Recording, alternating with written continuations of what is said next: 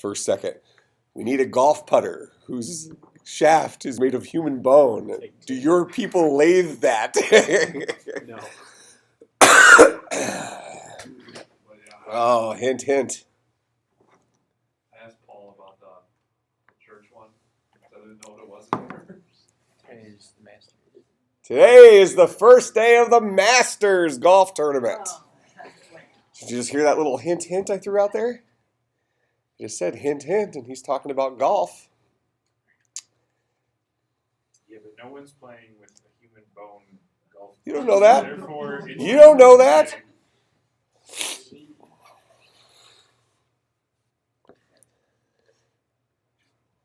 First day of the Masters. First major of the year. Always played at Augusta National in Georgia. Yeah, I wouldn't have got that in a multiple choice. Really? Oh, that's embarrassing. Depends on a multiple choice. It depends on what the other choices were. Cookie golf. For extra credit, who was the founder of Augusta National Golf Club and actually designed the course? Some guy at Augusta. Augusta is the name of the town. Yeah. It's actually outside of Augusta, but yeah, you get it. George Washington. Very famous golfer. To this day, he's still considered the president of the club, even though he's long dead. Bobby Jones. I feel like this test is great. Google for the win, right? Have you? I kept looking at him. I was like, "You're a cheater." I was like, "All right, Bobby Jones." Bobby Jones. Now, has everybody in here heard of Bobby Jones before? Maybe not quite because he's very historic, but it would be in a similar category to like everybody's heard of Michael Jordan, whether you watch basketball or not, right? Everybody in here has heard of Tiger Woods, whether you watch golf or not. You know, these are probably everybody here has heard of LeBron James, whether you watch basketball or not. You might not even know he's a basketball player, but you've heard of LeBron James. So these are guys that transcend the sport. Like everybody in here has heard of Arnold Palmer. You might think it's a drink. Okay? Quite famous golfer. Still alive. Still alive. His letter commemorating the event is just reaching the Amish village, so he might find out tomorrow. the stone tablets commemorating the Masters from 1984. Actually, 1986. 1986, very famous Masters. More extra credit. Who won the Masters in 1986? No Google.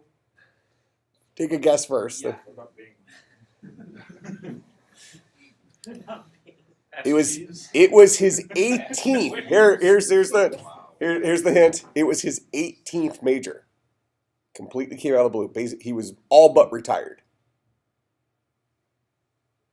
And he currently has the most majors out of any player. And Tiger Woods is catching him. Adam Sandler. Well, was catching him. Tiger Woods hasn't won a major since 2008, actually. Tiger Woods is in a pretty bad dry spell of majors. Tiger is 15. He's taking some years off now to catch that 18. What other famous golfers do you know? Everybody in here has heard of this guy, too.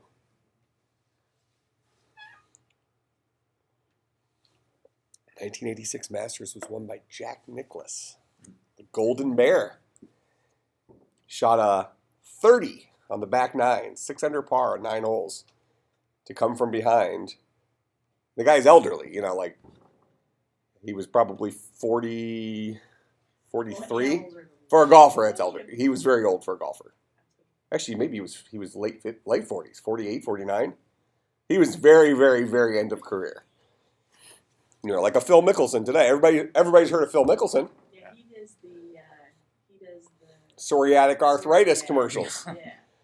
You know, that's how you know the guy's getting towards the end of your career when you're in arthritis commercials. He doesn't blink during his commercials. Did you know in Tiger Woods, not Tiger's book, but one of his early coaches' books, it's revealed that the only player Tiger's ever been afraid of was Phil Mickelson. He was the only player that Tiger viewed as being talented enough to challenge him. He's almost as cocky as Dave. Actually, Phil Mickelson's is not well liked on tour. He has a nickname, which I won't. I'll give you the acronym for it, but I won't spell it out. You can Google it if you'd like. But the other players call him Fig Jam. Figjam. I feel like you can just guess. Well, you could try, but not out loud. Another interesting fact, Phil Mickelson got inducted into the Hall of Fame last year, but he's never been number one in the world. Huh? Well, the guy has like 52 tour wins and 7 majors. I mean, he has a Hall of Fame career, but he wasn't ever number one in the world for a very important reason. He was a once in a generation type player, and he just happened to be playing at the same time as Tiger Woods, who is a once in a multi-generation type player. So you couldn't have guessed that, could you? No. All right.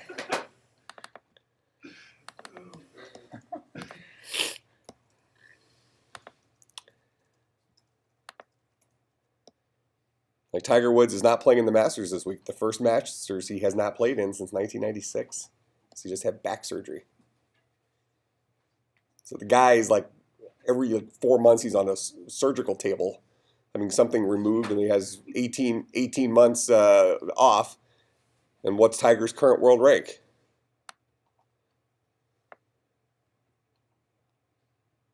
Guess?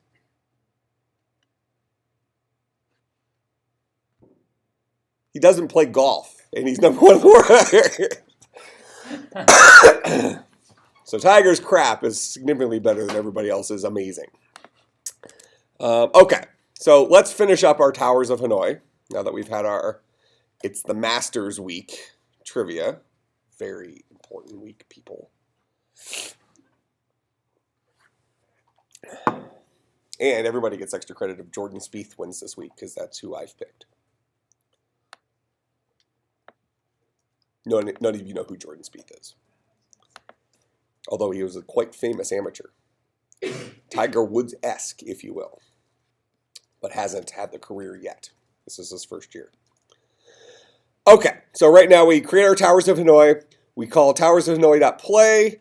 I think right now we can actually play the game. We can enter our source, enter our destination, so we can go 0 to 1, so on and so forth. We can actually get everything over to the final stack, but it doesn't know we've won. So we want to keep playing until we finally have won. Correct? All right. And then we want to scream out loud, oh, we have a winner, blah, blah, blah, blah, blah. Okay. Let me run this again. How do we know that we have a winner?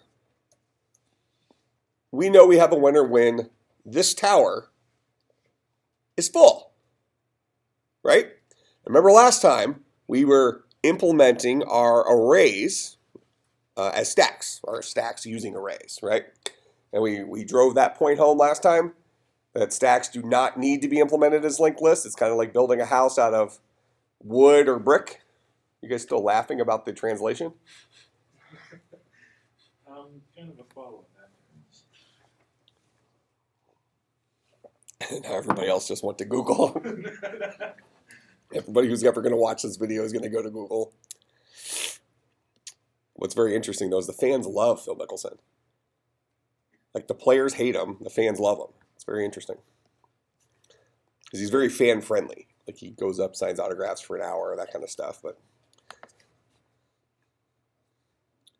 okay. So anyways, when we get to this last tower, remember last time we were keeping track of the current top of our stack, right? We need to do that with arrays because with a linked list, we have a head. The head always keeps track of the top of the stack, right? Well, we need to remember where the current top of the stack is with an array because we're not always pulling from bucket 0, correct? Unless we always shift everything up, but we're not doing that. That would be a relatively inefficient version of a stack, I guess. So we're going to keep track of where the cur top is. And remember, we have cur top at 3 for the empty stack, at 2 for the stack with 1 disc on it, at 1 for the stack with 2 discs on it, and at 0 for the stack with 3 discs on it. So as soon as tower number 3 has a Kerr count of 0, that means it's full. And if it's full, that means the other 2 are empty, correct? Because of the nature of our game. So we know that there's been a winner. All right, so what we're going to do here is we're going to go into our Towers of Hanoi play method, and we're going to build that into it. But in order to build that into it, we need to build a method into tower. Well, actually, right now I have these guys public. This is just bad programming. So we'll set both of those guys as private. It won't really change anything because we've treated them as if they were private. Okay, so right now, Kerr top is not accessible outside of the tower class. I'm going to write a little method here called isFull. And this guy will return Kerr top equal 0. That makes sense? Now, it's an important distinction. Well, let me ask you the question. Why is it that I am returning a Boolean, true or false, whether or not this tower is full, rather than returning Kerr top and letting somebody else determine if the tower is full or not?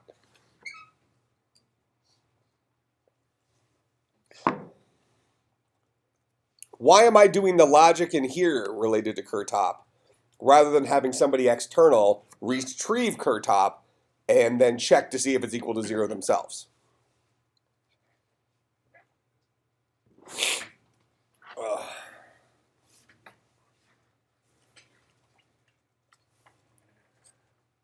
I'm actually expecting an answer. I'll check the leaderboard while Americans aren't doing well. you don't even know who the Americans are. Actually- Stewart King. Actually, the last time I checked, there was an American at the top who birdied the first 3 holes. Well, this is the tunes I was listening to on the way over this morning. And foretold. Now you counsel rebellion that could cost us everything. You are as Speaker for the Dead, Orson Scott Card. You heard like 2/3 of, what was it? Shadows in Flight, right? No, I didn't. Well, it was playing while you were sleeping. Yeah. I hang out at the foot of his bed. So,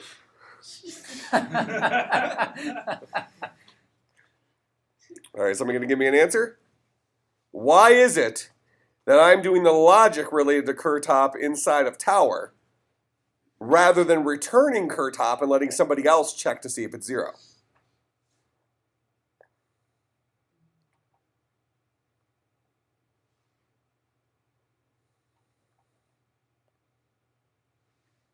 Ooh, Fred Couples tied for 3rd. Former Masters champion. Over 50. He would be the oldest player to ever win the Masters if he... He's a has-been. He's on the senior tour now, Fred Couples. He's on the back pain medicine commercials. Those are the commercials he's in. Just now I made that connection that that's actually a true statement. You're a famous golfer and you're above a certain age, the commercials are in are either medical remedies or equipment. Like Tom Watson's and Adams Golf equipment commercials. All right, answer my question. Say it. Say it. It. Big Jam. Was that in this class I should? Well, this is another thing I can't show in class, but if you haven't seen the movie Back to School, there's an actor in there named Sam Kinison. There's a pretty good scene if you did a search sometime after class on Back to School, Sam Kinison, Rodney Dangerfield, something like that. There's a scene where he's the professor and Rodney Dangerfield's in the class, and the movie's about Rodney Dangerfield, who's like an old guy, like a super rich guy whose kid is in school, and Rodney decides he's going to go back to school. He buys out like a whole floor of a dorm and turns it into like his own like penthouse and stuff like that. So it's actually a funny movie, and the scene I'm talking about isn't like horrible or anything. It just has a couple of colorful words in it, so it's not like like completely inappropriate for class. Just it would require like 2 censorships But it's a funny thing. Well, Sam Kinnison's like this history teacher, and he's talking to Rodney Dangerfield, and it's like, he starts having this like flashback to Korea or something like that. And he's like, so why did they pass the 44th parallel? And he's like asking a question, and then Rodney Dangerfield finally, he's like, sad, and then Rodney breaks, and then answers the question, and then I like the way you think. I got my eyes on you. It's a funny scene. I'm not doing it justice, but trust me. So, say it. Why is it that my logic related to Kurtop is inside of tower rather than me returning Kurtop? Why did I write a method like this rather than a getter for Kurtop, like, get Kurtop, let somebody else retrieve Kurtop, and them determine if it's equal to 0 or not? It's an object-oriented. The answer the answer is related to object-oriented programming. It is also related to good programming practice.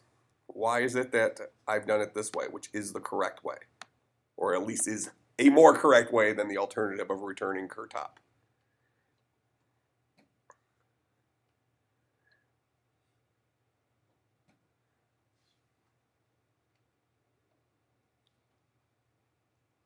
Does somebody outside the tower class necessarily know how to interpret the current value of Kurtop? How many of you, 3 weeks from now, will off the top of your head with complete certainty remember how to interpret Kurtop? We're going to forget whether does 0 mean full or does 3 mean full. You know what I'm saying? We've created some meaning, some semantics around this Kurtop variable that we remember right now. We're going to build that logic into our tower. We're encapsulating it inside a tower. A tower knows whether or not it's full or not. Correct? Somebody external isn't going to pick up the tower and say, are you full? That's a little different than how human beings solve problems, right? We don't walk up to, if we were playing Towers of Hanoi, there was a physical game. I remember when I was in school, the teacher would bring in toys. We'd play Towers of Hanoi. Actually, I had a really crazy date. Actually, it was the same, this class, data structures class. I had a teacher, good teacher. His name was Dr. Jonathan Bernick. You can probably look him up. I think he's at Eastern Carolina University or something now. Bernick. I did global positioning system research with him. So interesting guy, but weird.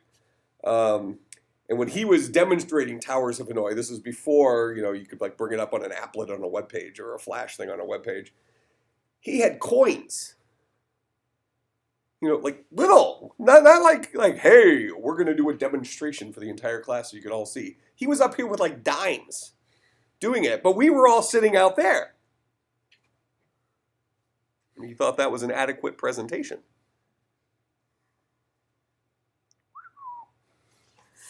All right, so we've encapsulated inside of here because in real life, we might walk up to that tower and we would observe it and say, yes, I know whether this is full or not, correct? Because we know what it means for the tower to be full. We're not thinking about it in terms of this Kurtop thing. In object-oriented programming, all objects should be self-contained. We don't want to rely on something outside of the object having any facts about how an object works. That kind of goes back to our telephone example, the object-oriented version of a telephone. We don't have to understand how a telephone works in order to use a telephone. Okay? So our towers, programmatically, are actually more powerful than a standalone version of Towers of Hanoi might be. Because in a standalone version of Tower Hanoi, we'll go up and say, oh, that looks like it's a full tower to me. Instead of asking the tower, hey, you, are you full? Tower go, yeah. Or, no. Go true or false, but you know what I'm saying. Man, it never amazes me. Well, it does amaze me. Never amazes me. I'm so impressed with myself. How cool I make programming. Big Jim? All right. So we've encapsulated in here. So now, even if we forget what Kurtop means, Even us, the programmers, the creators of this, if we forget what Kurtop means, we can confidently say our logic now is able to have a tower tell us whether or not it's full. And if we want to go back and say, well, why did I say Kurtop equal to 0? We could probably remind ourselves by walking through the algorithms and figure it out. But once it's written, we don't need to worry about it. So now that a tower is able to report to us whether or not it's full, we're going to go back into Towers of Hanoi, the play method, and instead of saying while true, we're going to say while the towers, this dot, the towers at bucket 2, the last tower, right? There's 3 towers, 0, 1, 2. While that guy is not full. Or you can say while is full equal false. Those would be functionally equivalent. This is the more efficient way of writing it. So not true is false, not false is true. So as long as tower 2 is not full, keep asking the question. That makes sense? As soon as we exit this while loop, that means tower 2 is full. The last tower is full. Therefore, what are we going to do? Well, we probably want to display our board one more time to show that it's now a full board. And then we'll say system.out.println winner.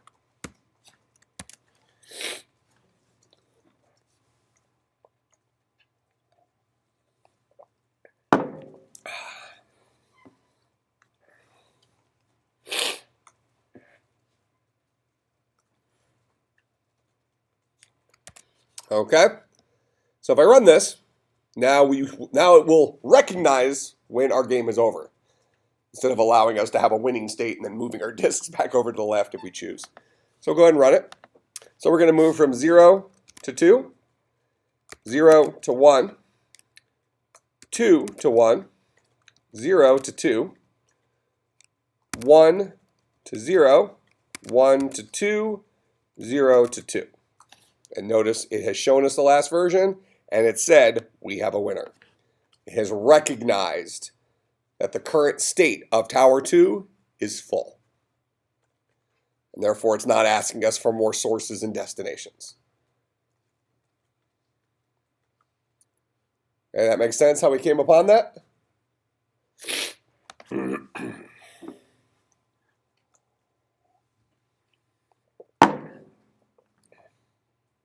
I have a question. The cafe. Did you get coffee in there? Or you have like an espresso or something? Coffee is free. Oh, it's for where?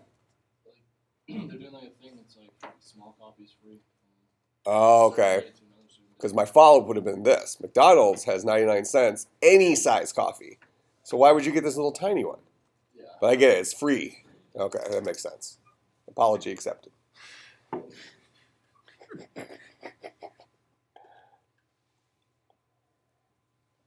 What was I talking? Oh, okay. We got our winner. What's the last thing we need to do now that we have a winner? Look, I have malaria, people. All right. So we know we have a winner. The last thing we want to do is we want to count moves to know how many moves it took us to get to the final state, right? Okay. Well, how are we going to do that? We only want to count moves that are legal moves. So if somebody tries to make an illegal move, we're not going to say, look, stupid. That counts because we want to know actually moves that they made that were allowed. Okay. So for a tower, if I remember, we have a push method that returns a Boolean, whether or not we successfully pushed this a disk onto this tower. Okay, this is very similar to the reason we wrote it this way is very similar to the reason we wrote is full in here. All the logic dealing with cur top is built inside of push. People external to this just know that pushing something onto the tower tries to put a disk onto the tower. And magically the tower lets us know either accepts it or rejects it. Okay? So inside of Towers of Hanoi, we're going to try to do a move. So we have a method in here called move. And move returns a Boolean. And if it returns a Boolean true, then what do we do? Increment the number of moves. A move just happened, correct? So inside of play, we're going to say int num moves is equal to 0. This is where we try to do our move right here. So now, this dot move returns a Boolean, even though right now we're not using that Boolean, right? We just called this dot move. We don't actually use the Boolean. But we're going to use it now. So we're going to wrap this guy. We're going to say if this dude returns a true, then num moves plus plus.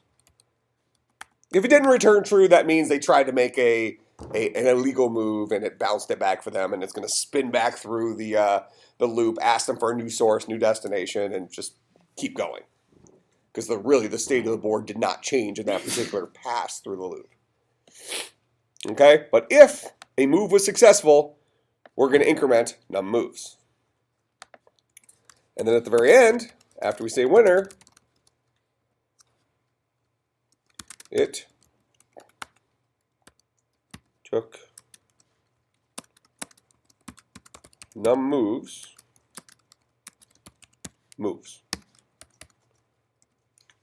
So we'll concatenate in num moves there. Now you showing him what that means? Something else funny? Related to class? No. Is there anything related to class? There should be.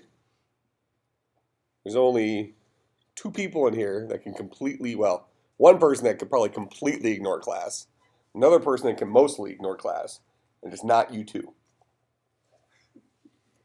Based on midterm exam scores.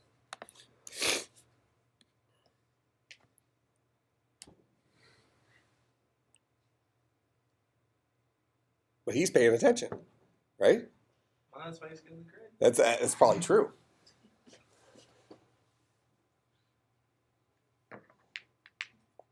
Valerie, she can ignore it too, but she's paying attention.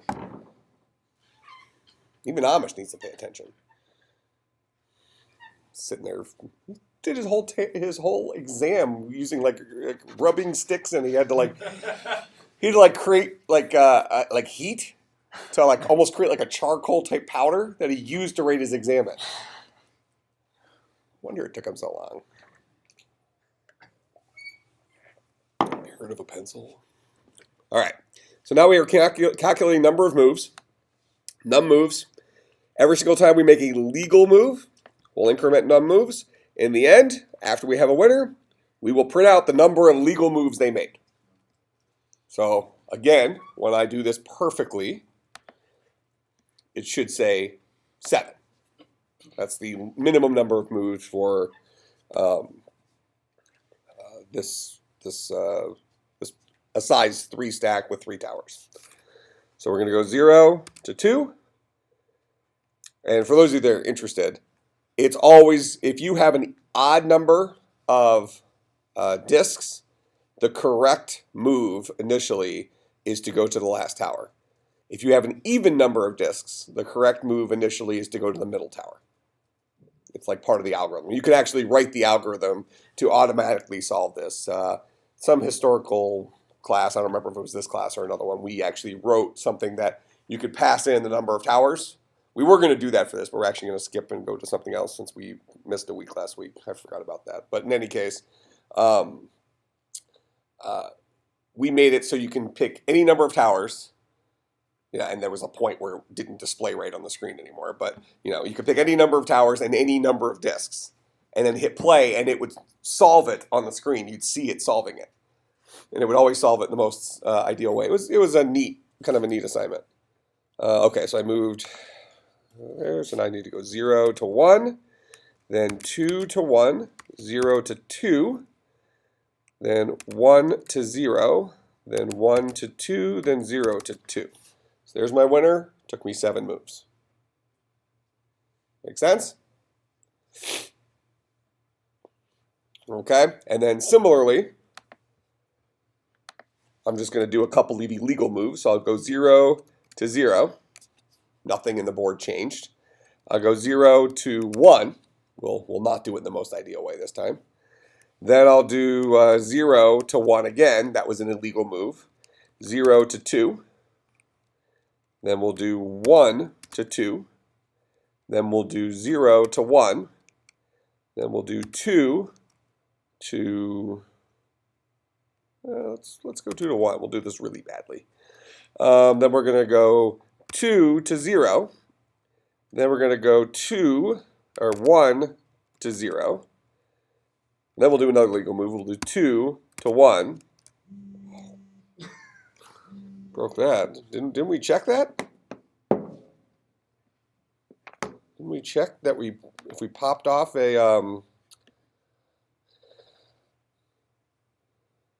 Oh, we don't check to see if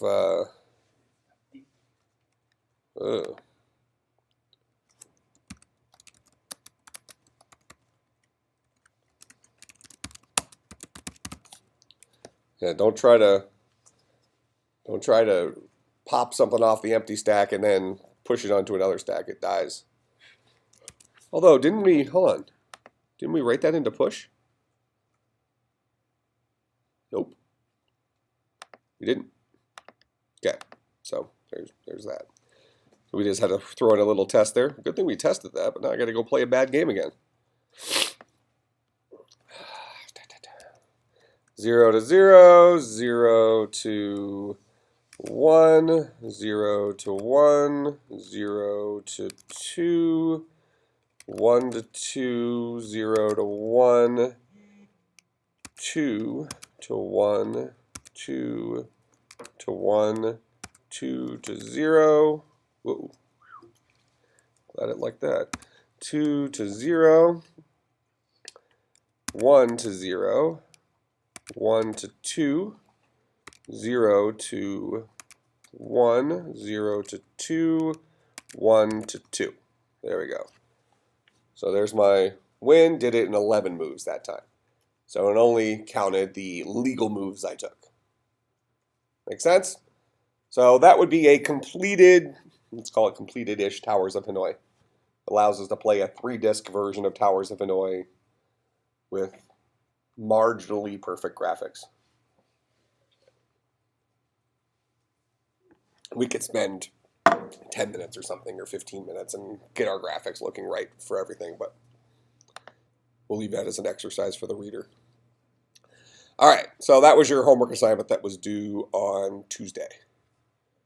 Make sense?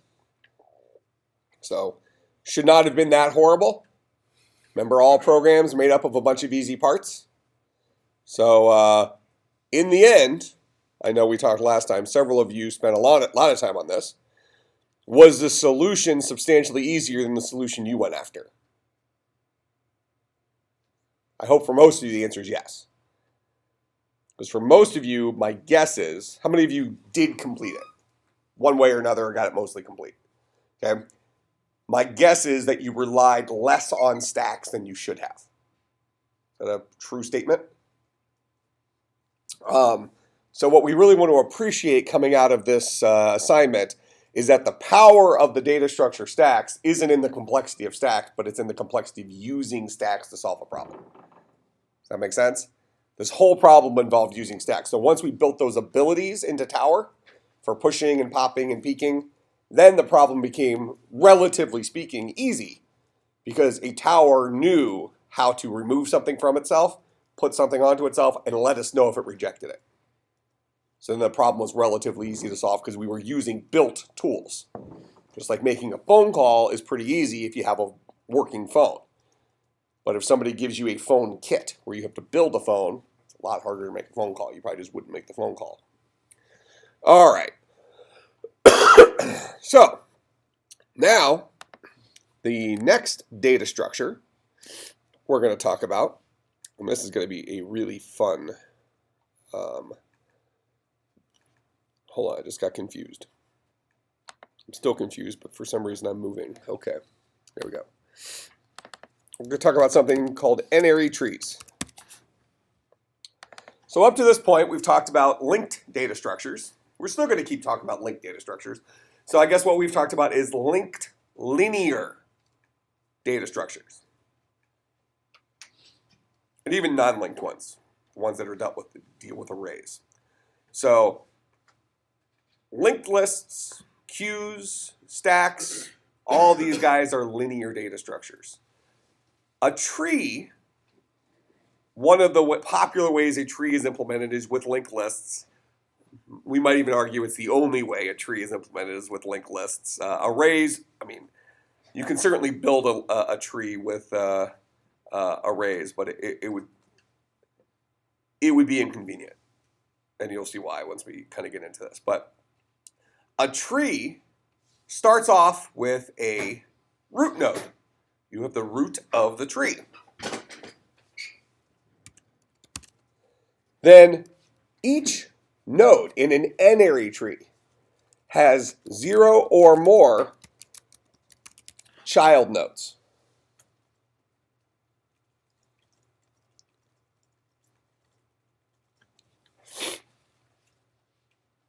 Now, child nodes come into flavors, if you will.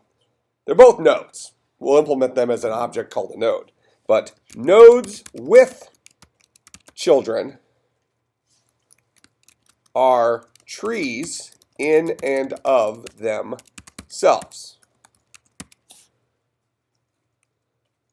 So it would not be inaccurate to call an n-ary tree a collection of trees. So you might have a root, and off the root we have 2 additional trees. And I'll kind of give you a visual of this here. Actually, let me give you the visual right now. We'll come back and keep updating this. For example,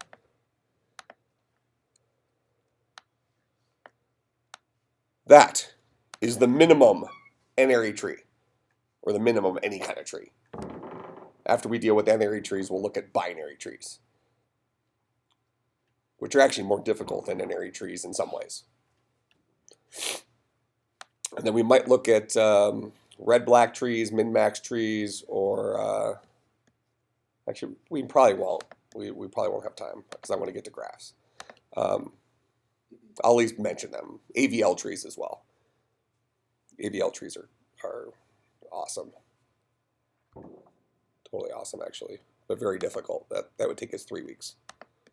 Okay, so we have this tree. This is our minimal tree. This guy right here. Now, by my definition, what I'm telling you right now is this guy is a tree.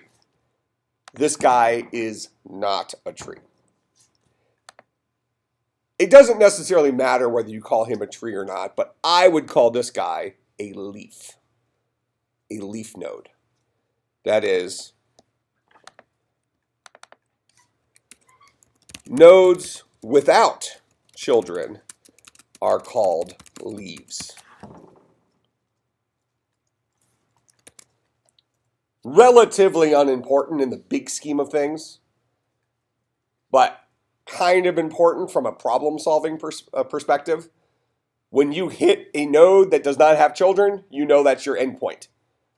If you are climbing a tree and you start climbing and you don't have any more branches to climb, you're at a leaf, and that's it, you should stop climbing.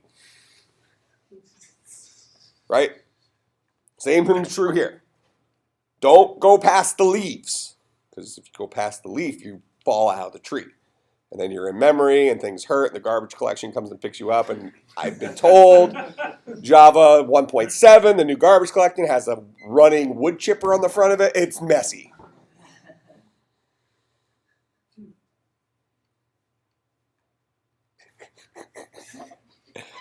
How many people died by continuing to climb? Yeah, that's the way you die from climbing a tree. I mean, clearly, you climb the tree too high, you fall out of the tree, you get chopped up by a wood chipper. Not, you fall out of the tree and get hurt real bad. My logic is flawless. All right, so nodes with children are considered trees. Nodes without children are considered leaves. This is vocabulary, okay? So this would mean this.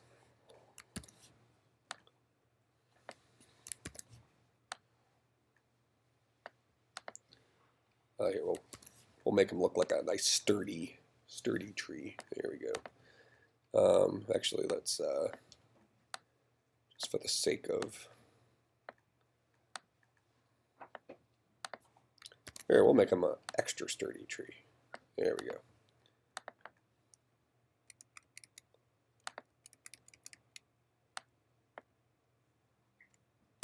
Okay, perfect. Pixel perfect. All right. Here we go. So here's the root of our tree. This guy is a tree. All root nodes are trees.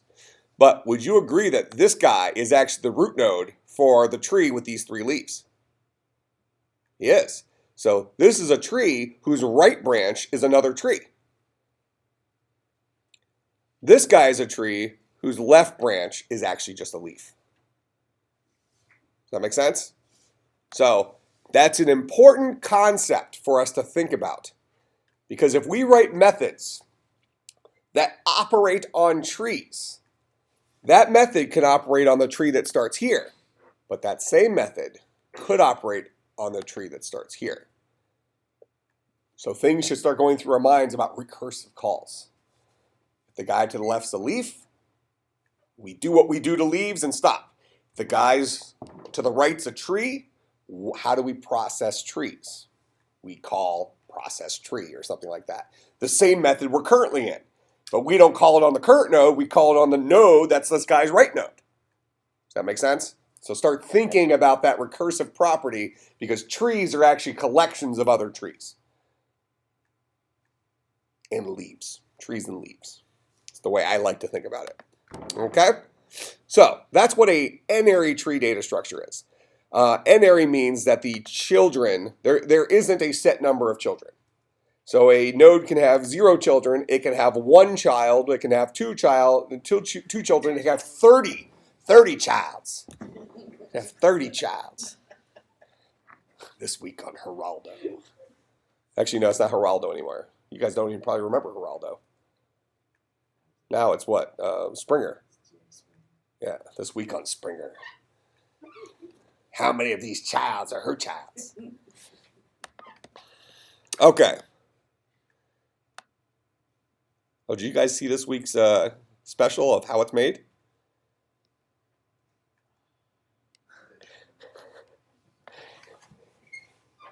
Another inside joke. All right, so this is a depiction of something that's an n-ary tree. Now, trees in and of themselves are quite boring. When we do binary trees, we're going to do like search crap, but we want to gamify everything because that's how we be awesome. That's how we be awesome, right? So we're going to create a dungeon crawler. Okay? This is the cave entrance. It's our cave entrance. Now, each of these is a room.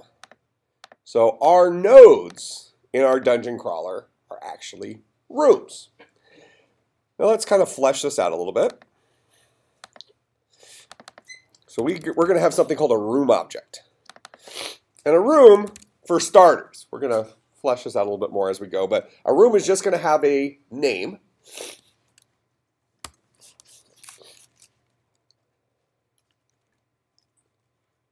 And for right now, all of our rooms will probably have the name room. Okay? And then a room will have a collection of exits as you traverse the cave. Da, da, da. All right? So that's a room. And if this is pretty similar to what we did with Towers of Hanoi. A tower was a stack, right? A disk was a node. A room in our tree structure of our cave, think if we walk into the cave and then it branches into some exits, you pick one of those paths, you go down that guy branches in some paths and so on and so forth. But in our cool little cave crawler, we're going to turn this into a game. It's going to randomly grow a cave. It's going to be slick. Super slick. And we're going to use recursion to do it. So we're going to randomly grow a cave in less than 20 lines of code. It's It's gonna be just like those old Stargate episodes where the one alien race, that were the good Goulds, they grew their caves with crystals. They just put there and it snaked all around. Everybody knows exactly what I'm talking about. All right, so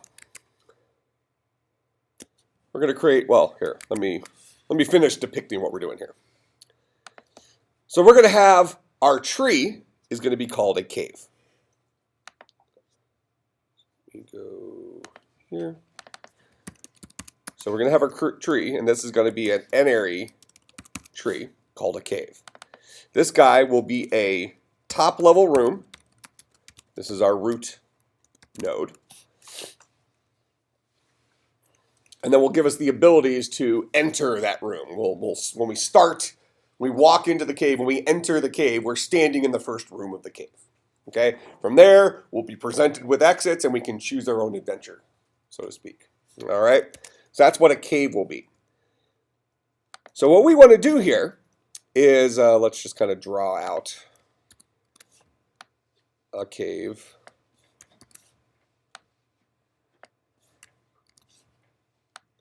Let's just say that's where we randomly end. Okay? Because what we're going to do is when a room is created, a room is going to generate 0, 1, or 2 child rooms. So when this guy was created, he actually rolled a 0 on the dice and didn't create any children. When this guy was created, he actually he broke the rules. There. The Chuck Norris gene. It's a 1 in a million roll. Sometimes you could have 3 exits. All right, so this guy rolled a 2, so he created 2 children. This guy rolled a 0, he created no children. This guy rolled a 1, he created 1 child. This guy rolled a 1, he created 1 child. Well, he rolled a 2, created 1 child, 2 childs. This guy rolled a 0, no children. This guy rolled a 0, no children. So that was the end.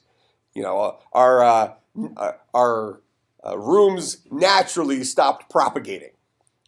Okay, just by luck. So this is what our cave looks like. So we're going to come in here, and what I'm going to do is I'm going to, let's see, can I do this? Yeah. Perfect.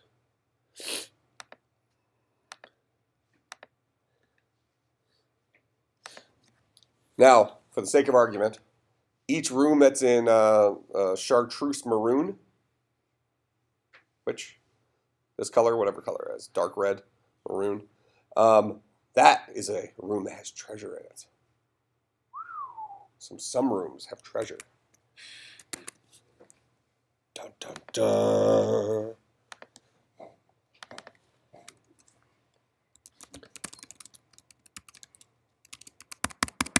Maybe has treasure in the room. Okay? Our goal in the game, and I'm ultimately going to actually turn this into a simple little iPhone game. I think it'll be kind of fun. But our goal in our text-based version of this is going to be you start in the first room. Your goal is to collect as much treasure as possible for a map.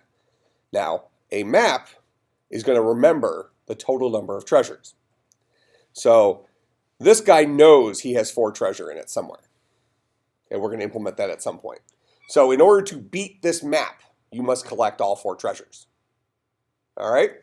So what we're going to do is we'll start off here. We're going to be, if we're in this room, just imagine yourself in this, like we're in a 3D world. Okay, so we're in this room. We see that we're presented with 2 exits. We can go to exit 0. We can go to exit 1. If we chose exit 0, we just collected 1 treasure. Well, let's get our treasure. We have 1 treasure now, but we hit a dead end. So now we're not allowed to climb back up. We have to go back to the beginning of the cave. Okay? So we hit a dead end, so we're going to say return to beginning. Pop back up here. Then we remember that we already chose that path. Don't go down that path anymore. So we're going to now go to this path. No treasure. Presented with 2 doors, 0, 1. We're going to go to 0. No treasure there. We have exits. Go to 0. We got a treasure there. We're at 2. Go to 0. No treasure there. We're at 2. Also have a dead end. Return to the beginning. Well, we know this was a dead end, so go this way. You got to remember the paths you took. Make sense? So we're going to go here. Treasure. We're at 3. Dead end. Go back to the beginning. Go here. Go here. Go here. Already found that treasure. So it's not going to, we won't get credit for that. We know we went here, assuming we remembered. So we're going to go here. We get our 4th treasure. Level is complete because we found all the treasures. And we go on to our next randomly generated puzzle. That make sense? So maybe your high score is based on total treasures ever found or something like that, since puzzles are randomly generated. All right, so does that kind of make sense what we want to build? Sounds kind of interesting, doesn't it? How many of you would play that game? Like, it's kind of an interesting memory little game, right? I mean, you're not going to like replace Battlefield with it, but I mean, like, it might be something you like play on the toilet or something like that. Depends if you're having any purchases for 99 cents to have lives to go back. Yeah, but there's no lives. Yeah, it's in my model at least, you know, it's just the frustration of having to remember, collect all the treasures from a map because, you know, I've shown a very small tree here. No, see, the 99-cent purchases would just be to go back 1 room. Oh, That would be the 99 cents. Yeah. Like, oops, make a...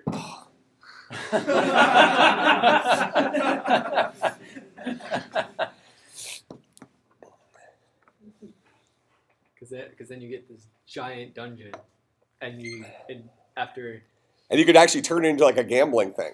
So every single time you throw your 99 cents into the pool, that's just throwing it into the prize pool. And then maybe at the end of every week, at the end of every month, like maybe week for a mini game like this, end of every week, a prize is given. So it's dispensed when you create an account, you get your address or whatever. So half the money collected that week goes into the prize fund. And the person who has the most treasure that week gets half the money that was collected. oh, you're going to kill people. This is not a horrible idea, is it? No.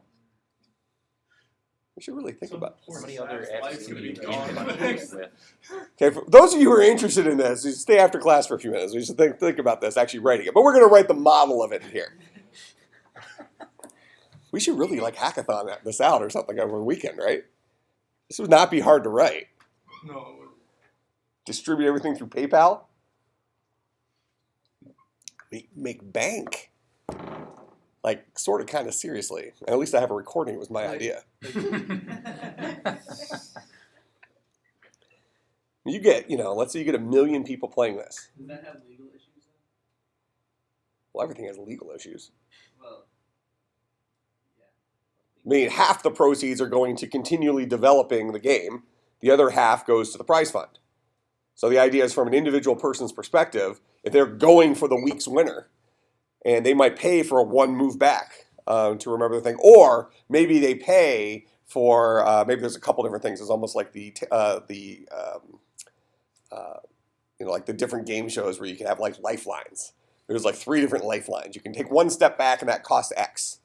You can take maybe show you a depiction of the currently explored map for 30 seconds or, whatever makes sense. We think through it, but that way they can say, oh, this is where I haven't been yet. So I need to go here, here, here. Okay, got it.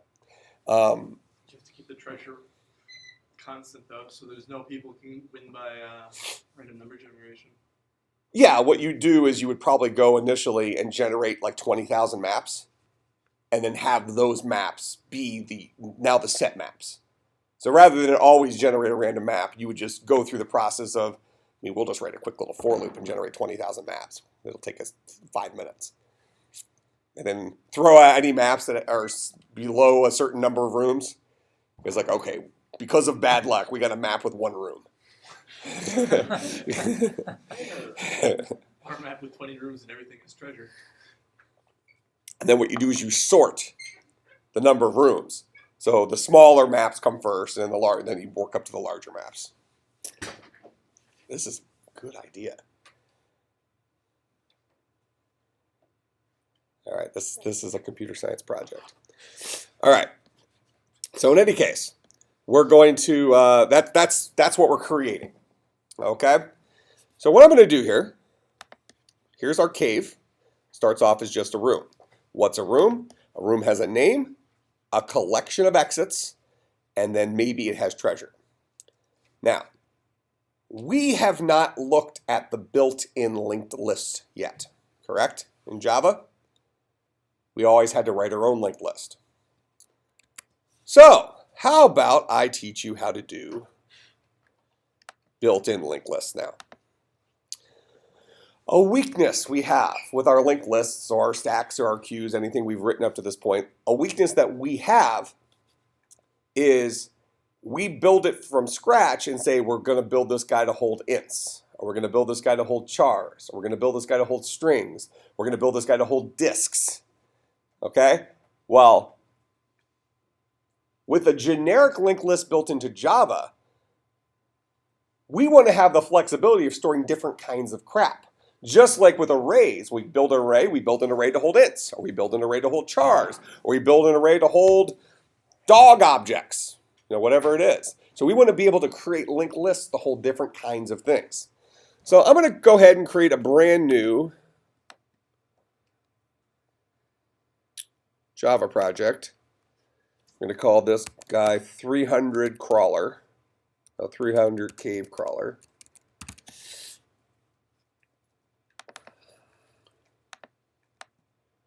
Those of you who are completely out to lunch, 300 is the number of the course you're in right now. Quick poll, how many of you did not know that?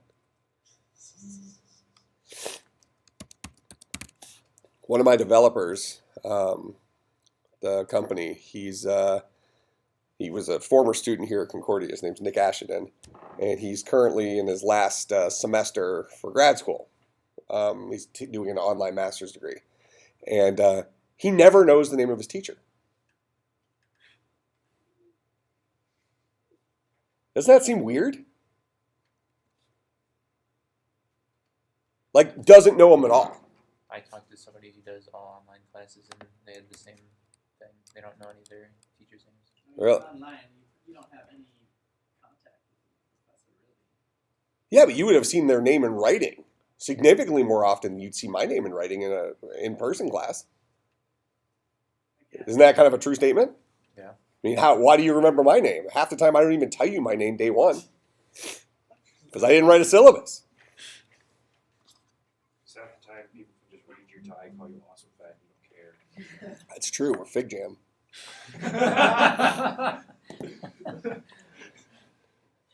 That's the only thing I have going for me up here. Even with malaria, I like to think I'm pretty decent at programming, so I can get through this stuff. That's why I can yell at smartasses like, because he thinks he's better than everybody. I know I'm better than him. Look at that, tremors and malaria. I'm falling apart up here. Still program better than him.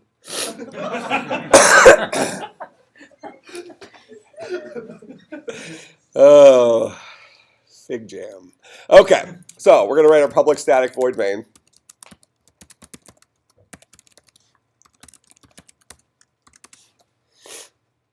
Where am I? Oh, Too hard to do that again. What's up? It's too hard to do that again. So we're going to go ahead and create a generic linked list. Now, when you create a linked list, notice that we've named this guy identically to what we named ours, but I started a brand new project, so it's not a big deal. When I highlight over this, it's going to want me to import java.util.linkedList. Okay? So linked list lives inside of java.util. That's where that data structure lives. Remember my policy, you're always allowed to use things that I've introduced. So now you're allowed to use linked list. I'm going to finish introducing them here. Go ahead. Does it have all of the functions that we made? And even more. Yeah. It has a lot of stuff. I figured. Okay, so now we're going to go ahead and we're going to just fill this linked list up with strings. Okay, actually, I don't want to do that.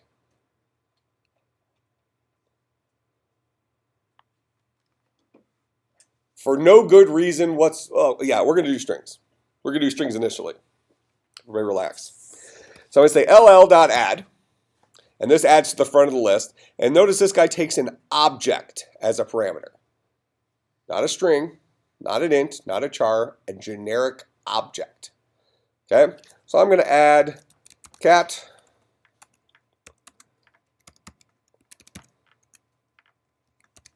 dog. And by the way, I'm about to trick everybody. Hint, hint. So be ready for it. Okay, cat, dog, elephant. So I added 3 things to my linked list.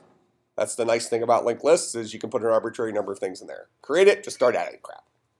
So I added 3 things. Now I'm going to go ahead and loop through. I can do this a couple different ways. I'm going to say for int I is equal to 0, I is less than ll.size. So the length of a linked list is retrieved through a instance method called size. 0 indexed, just like arrays are. So this guy's length would be 3. Bucket, if we were to get the thing at bucket 0, that's going to get us the first thing, so on and so forth. And then we'll say I++. And each time through, we'll say system.out.println ll.get. So this would be our get at index. Oh, thanks.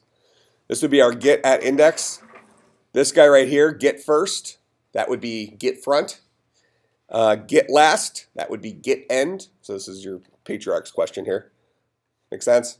So all those things are there, they're just named a little differently. So we're going to get at an index. The index we're going to get is I. And we're going to print that out. Now, let me type this in again. ll.get. Notice that get returns a generic object. And again, remember, I'm about to trick you. Everybody has heard that, right? I'm going to trick you. I'm going to trick you too. Okay. Challenge, throw down the gauntlet. Okay, so this guy returns this. See, I do make programming cool. I don't know, about 2 minutes ago you were ghetto, so. That's right. Multiple personality. It's one of the things about malaria.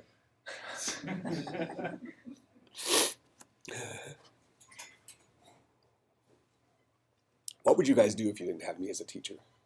All the comic relief you get in here, We'd have a different teacher. and all the terror you get in your other classes. The only other person who even comes close to me is Manoj. That's because he's British. All right. So ll.get. This guy returns a generic object. I put strings in there. It's going to come out as a generic object. Make sense? So I'm going to get bucket I, and we're going to print it out. What's going to print out? The strings. You think cat, dog, elephant? Or do you think 3 memory addresses? Cat, dog, elephant. Cat, dog, elephant? Okay. Good enough. I'm going to build my strings a little differently. And remember, I'm going to trick you. I'm going to trick you. You already tricked them. No, I haven't tricked him yet. Everybody's gotten it right so far. Now, remember, these guys come out as generic objects. What's going to print out now when I go through here and print?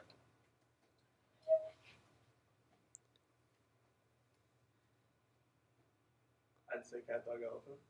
Okay? Everybody else can answer. I'm just looking to embarrass him. Going with memory address. You think memory addresses? Should you apply logic? What do you think? Oh, I'm required to answer. You are required to answer. 50-50 cat, dog, elephant. 50-50 cat, dog, elephant? Okay, Well, why? Like, it's 50. No, I get you. You're guessing. Yeah. Right. So you have no logic behind your guess at this point. I mean, I do, but if you're trying to trick me and I have to take that into You don't want to account- commit. Well, it's not that I don't want to commit. If I'm anticipating that you're trying to trick me.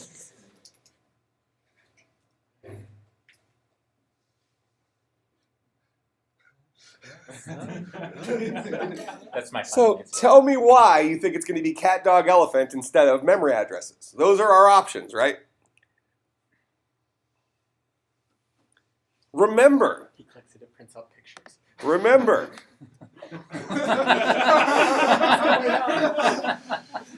Just this like fully animated video of a wood chipper. Okay. Again, the trick here, what I really want you to focus on, so I can trick you, is that the get method does not return a string. It returns an object, a generic object. Okay, now you have said you want to go with cat, dog, elephant here. My question is why do you think it will print out cat, dog, elephant instead of Okay. memory addresses? So I'm gonna say. And you know exactly why you should know. All the information is in your head to answer this completely confidently. Okay, so if it's gonna print out an object, then it's gonna call its toString method, which I guess we didn't really change anything from before that would affect the toString method. I don't think, Okay, why would it work the way it worked before? because that's the string representation of the generic object that it's printing. Okay, so if I remove, so L.get at bucket I, whatever I is, that's going to boil down to an object, correct? A generic object. And you're telling me that the println method will call that object's toString method. Yeah. Doesn't object's toString method show a memory address? Well, object does. I don't know about this specific object. Yes, you do. What kind of objects are in there? So it's just generic objects. So it's regular, just the parent object. Well, that's what comes out. Okay. I put in a string, but when it comes out, I have a pointer to a generic object.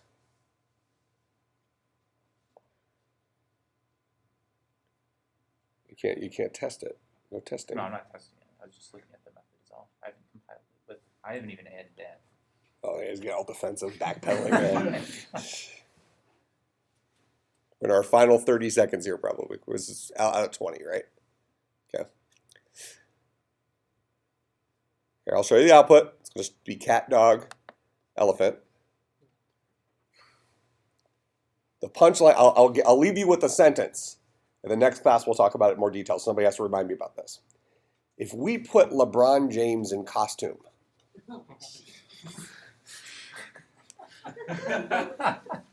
specifically drag. So paint a picture. Dennis Rodman 2 weeks ago. Okay, right. Could he still dunk?